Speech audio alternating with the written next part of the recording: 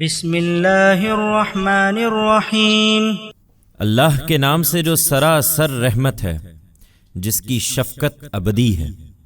سورۃ انزلناها وفرضناها وانزلنا فيها آیات بینات لعلکم تذکرون۔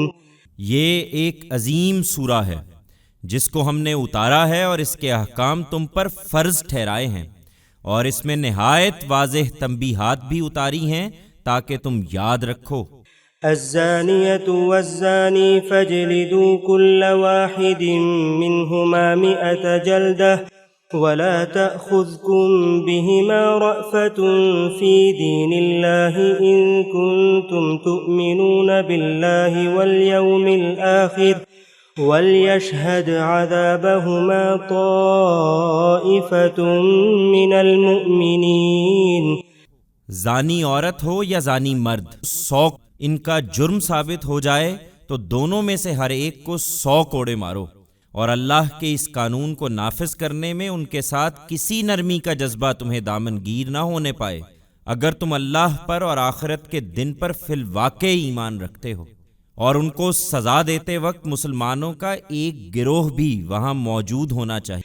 الزانی لا ينكح الا زانیة او مشرکہ والزانیة لا ينكحها الا زان او مشرک وحرم ذلك على المؤمنین۔ اس سزا کے بعد یہ زانی کسی زانیہ یا مشرکہ ہی سے نکاح کرے گا، اور اس زانیہ کو بھی کوئی زانی یا مشرک ہی اپنے نکاح میں لائے گا، ایمان والوں پر اسے حرام کر دیا گیا ہے۔ والذین یرمون المحصنات ثم لم یأتوا بأربعة شہداء فاجلدوهم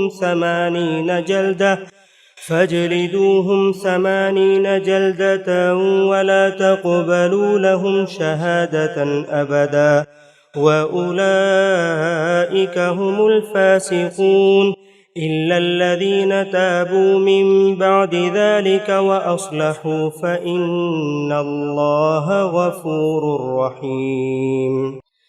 والذين يرمون أزواجهم ولم يكن لهم شهداء إلا أنفسهم فشهادة أحدهم 4 شهادات بالله إنه لمن الصادقين والخامسة أن لعنة الله عليه إن كان من الكاذبين ويدرأ عنها العذاب أن تشهد 4 شهادات بالله إنه لمن الكاذبين والخامسة أن غضب الله عليها إن كان من الصادقين ولولا فضل الله عليكم ورحمته وأن الله تواب حكيم۔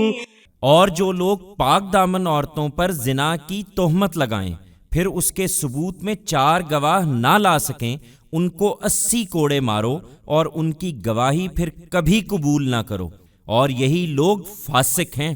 ہاں، جو اس کے بعد توبہ اور اصلاح کر لیں وہ خدا کے نزدیک فاسق نہ رہیں گے، اس لیے کہ اللہ بخشنے والا ہے، اس کی شفقت ابدی ہے۔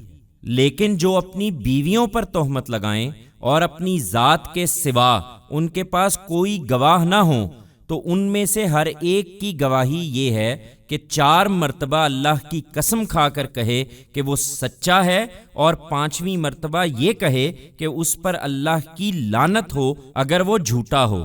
اس کے بعد عورت سے سزا اسی صورت میں ٹل سکتی ہے کہ اس کے جواب میں وہ بھی 4 مرتبہ اللہ کی قسم کھا کر کہے کہ یہ شخص جھوٹا ہے، اور 5ویں مرتبہ یہ کہے کہ اس بندی پر اللہ کا غضب ہو اگر یہ اپنے الزام میں سچا ہو۔ ایمان والو، اگر تم پر اللہ کا فضل اور اس کی رحمت نہ ہوتی اور یہ بات نہ ہوتی کہ اللہ بڑا توبہ قبول کرنے والا اور صاحب حکمت ہے، تو جو رویہ تم نے اختیار کیا تھا ان احکام کے بجائے اس پر اللہ کا عذاب نازل ہو جاتا۔ إن الذين جاءوا بالإفك عصبة منكم لا تحسبوه شرا لكم بل هو خير لكم لكل امرئ منهم ما اكتسب من الإثم والذي تولى كبره منهم له عذاب عظيم۔ یہ حقیقت ہے کہ جو لوگ یہ بہتان گھڑ لائے ہیں وہ تمہارے ہی اندر کا ایک گروہ ہیں۔ تم اس کو اپنے حق میں برا نہ سمجھو بلکہ یہ تمہارے لیے بہتر ہے۔ ان میں سے ہر ایک نے جو گناہ کمایا ہے وہ اس کے حساب میں پڑے گا، اور اس فتنے کا بانی جس نے ان میں سے اس کا سب سے بڑا حصہ لیا ہے اس کے لیے تو عذاب عظیم ہے۔ لولا إذ سمعتموه ظن المؤمنون والمؤمنات بأنفسهم خيرا وقالوا هذا إفك مبين۔ تم لوگوں نے جب یہ بات سنی تو مسلمان مردوں اور مسلمان عورتوں نے اپنے لوگوں کے حق میں نیک گمان کیوں نہ کیا اور کیوں نہ کہہ دیا کہ یہ ایک کھلا ہوا بہتان ہے۔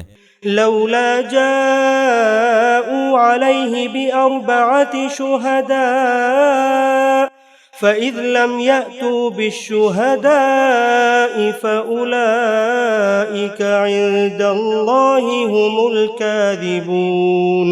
یہ الزام لگانے والے اپنے الزام کے ثبوت میں 4 گواہ کیوں نہ لائے؟ پھر جب گواہ نہیں لائے تو اللہ کے نزدیک یہی جھوٹے ہیں۔ ولولا فضل الله عليكم ورحمته في الدنيا والآخرة لمسكم فيما أفضتم فيه عذاب عظيم إذ تلقونه بألسنتكم وتقولون بأفواهكم ما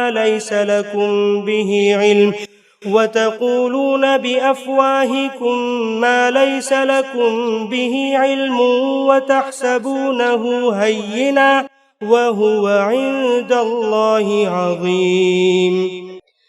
ولولا إذ سمعتموه قلتم ما يكون لنا أن نتكلم بهذا سبحانك هذا بهتان عظيم۔